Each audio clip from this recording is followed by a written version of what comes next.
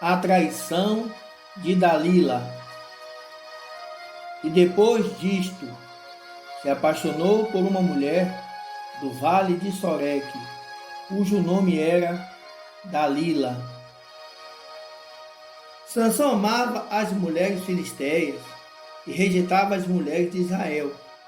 Ele tinha uma inclinação por mulheres imorais, e seus pais reprovavam sua atitude, porque eram mulheres pagãs e do povo inimigo. O único voto que Sansão ainda não tinha quebrado foi o voto de não cortar os cabelos. Mas Sansão se apaixonou por mais uma filisteia, uma mulher do vale de Soreque chamada Dalila. E os líderes dos filisteus foram dizer a ela: descubra o segredo da sua força sobrenatural e lhe daremos uma grande fortuna em prata. Cada líder filisteu daria a Dalila 13 quilos de prata pela traição. Dalila, tentada pela fortuna, aceitou a proposta e disse a Sansão: me conte de onde vem toda esta força, qual o segredo e como pode ser vencido. Dalila queria que Sansão compartilhasse o segredo com ela, como sinal de que o amor que ele tinha por ela era verdadeiro. A princípio, Sansão brincou com Dalila e disse: se alguém me amarrar com 7 tiras de couro ainda úmidas, ficarei fraco como qualquer outro homem. E Dalila contou o segredo aos filisteus, que trouxeram as tiras de couro ainda úmidas. E Dalila o amarrou e chamou os filisteus. Então Sansão arrebentou as tiras sem nenhum esforço diante de Dalila e dos filisteus. E Sansão brincou com Dalila por mais 2 vezes, cordas que nunca tinham sido usadas.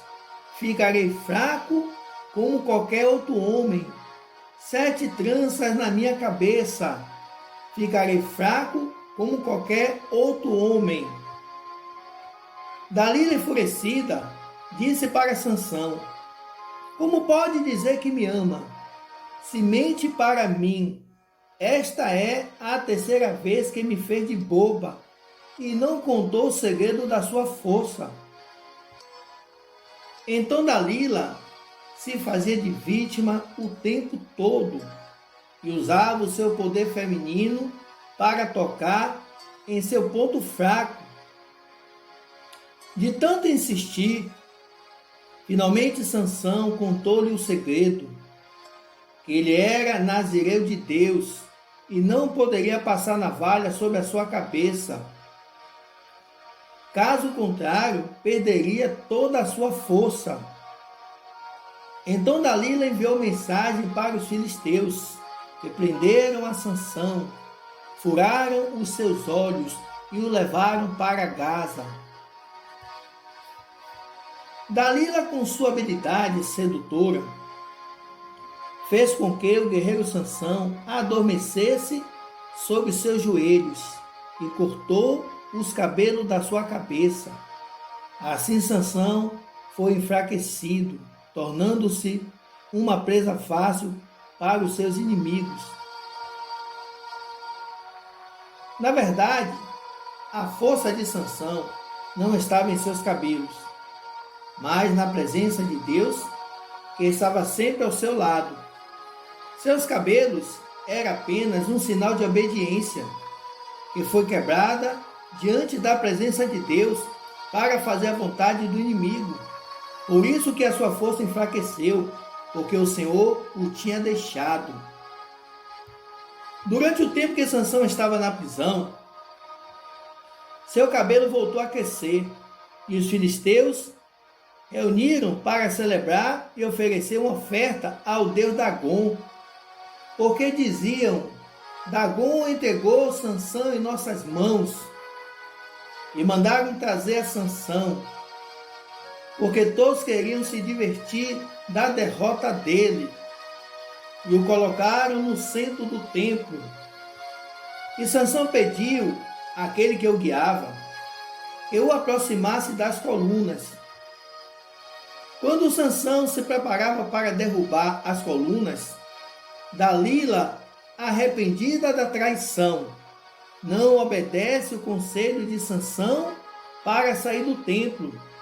E Sansão, arrependido de toda a desobediência que praticara, orou a Deus. O templo estava com milhares de filisteus adorando a Dagon e pediu que desse força a ele para se vingar dos filisteus. Então se apoiou nas colunas centrais e disse: que eu morra com os filisteus. Em seguida, empurrou com toda a força que recebera, e o templo desabou, matando a todos que estavam presentes. E Dalila morre ao seu lado. Assim foi o fim de Sansão e Dalila.